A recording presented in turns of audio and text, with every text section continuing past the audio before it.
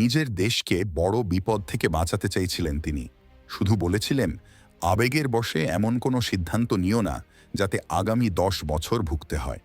আর এই সত্য কথা বলার অপরাধেই কিনা জুটল দেশদ্রোহীর তকমা। খোদ বাংলাদেশ ক্রিকেট বোর্ডের ডিরেক্টর দেশের সর্বকালের সেরা ওপেনার তামিম ইকবালকে শটান বলে দিলেন ভারতের দালাল। হ্যাঁ বন্ধুরা, ঠিকই শুনছেন। টি-20 বিশ্বকাপ ভারতে খেলতে আসা নিয়ে বিসিবি বনাম তামিমের এই সংঘাত এখন চরম পর্যায়ে। ঠিক কি বলেছেন তামিম, আর কেনই বা তাকে এভাবে অপমান করলেন বিসিবি কর্তা? পুরো ঘটনা জানলে আপনিও অবাক হবেন। বিস্তারিত জানতে ভিডিওটি শেষ পর্যন্ত অবশ্যই দেখুন। নমস্কার বন্ধুরা, আপনারা দেখছেন TSPN বাংলা। শুরুতেই আসা যাক মূল প্রসঙ্গে। ভারতে টি-20 বিশ্বকাপ খেলতে না আসা নিয়ে এক প্রকার গোড় ধরেই বসে আছে বাংলাদেশ ক্রিকেট বোর্ড বা বিসিবি। অবস্থা এমন যে নিজেদের সিদ্ধান্ত সঠিক প্রমাণ করতে তারা এবার নতুন অজুহাত খাড়া করেছে। বৃহস্পতিবারই আইসিসিকে দ্বিতীয়বার চিঠি দিয়েছে বিসিবি। আর সূত্রের খবর, এই চিঠিতে তারা অদ্ভুত এক দাবি করেছে। বিসিবি লিখেছে, আইসিসি যদি ক্রিকেটারদের নিরাপত্তার দায়িত্ব নেয়ও তবুও তারা ভারতে যাবে না। কারণ তাদের দাবি, ভারত নাকি বাংলাদেশি সমর্থক, সাংবাদিক এবং সাধারণ ক্রিকেট প্রেমীদের জন্য নিরাপদ নয়। অর্থাৎ বিসিবি সাফ জানিয়ে দিয়েছে, ক্রিকেটাররা সর্বোচ্চ নিরাপত্তা পেলেও তারা ভারতের মাটিতে পা রাখবে না। তারা চায় বিশ্বকাপ হোক শ্রীলঙ্কায়। বিসিবির এই অনড় মনোভাব নিয়েই এবার প্রশ্ন তুলেছেন প্রাক্তন অধিনায়ক তামিম ইকবাল।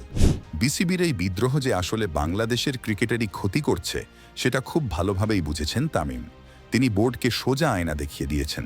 তামিম সাফ বলেছেন, আমার মতে বাংলাদেশ ক্রিকেটের স্বার্থ এবং ভবিষ্যৎ মাথায় রেখে সিদ্ধান্ত নেওয়া উচিত। আবেগের বশে বড় সংস্থা চালানো যায় না। তামিম বোর্ডকে মনে করিয়ে দিয়েছেন এক কঠোর বাস্তব। তিনি বলেন, আমাদের বোর্ডের 90 থেকে 95% রোজগার আসে আইসিসি থেকে। তাই আইসিসি বা ভারতের বিরুদ্ধে হুট করে কোনো সিদ্ধান্ত নিলে আগামী 10 বছরের জন্য বাংলাদেশ ক্রিকেট বিপদে পড়তে পারে। আসলে তামিম বোঝাতে চেয়েছেন, শুধু জেদের বশে সিদ্ধান্ত না নিয়ে আলোচনার মাধ্যমে সমস্যা মেটানো উচিত। কিন্তু তামিমের এই যুক্তিসঙ্গত কথাগুলোই কি তার জন্য কাল হলো? তামিম চেয়েছিলেন নিজের দেশকে সতর্ক করতে, কিন্তু তার বদলে তাকে শুনতে হলো জঘন্য গালিগালাজ। তামিমের এই মন্তব্যের পরই ফেসবুকে বিস্ফোরণ ঘটান বিসিবির অন্যতম ডিরেক্টর নাজমুল ইসলাম।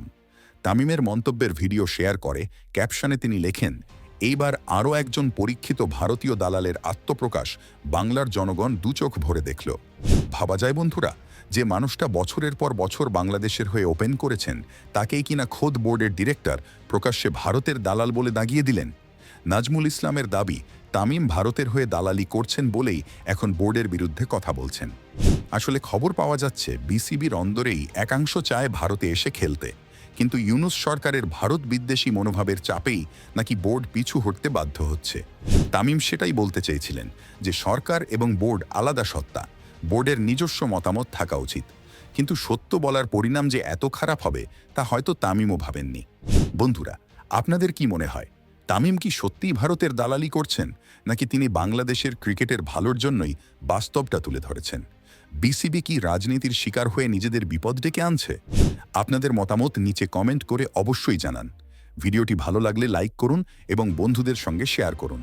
আর ক্রিকেট বিশ্বের সব গরম খবর সবার আগে পেতে এখনই সাবস্ক্রাইব করুন TSPN বাংলা এবং বেল আইকনটি প্রেস করে দিন। দেখা হচ্ছে পরের ভিডিওতে।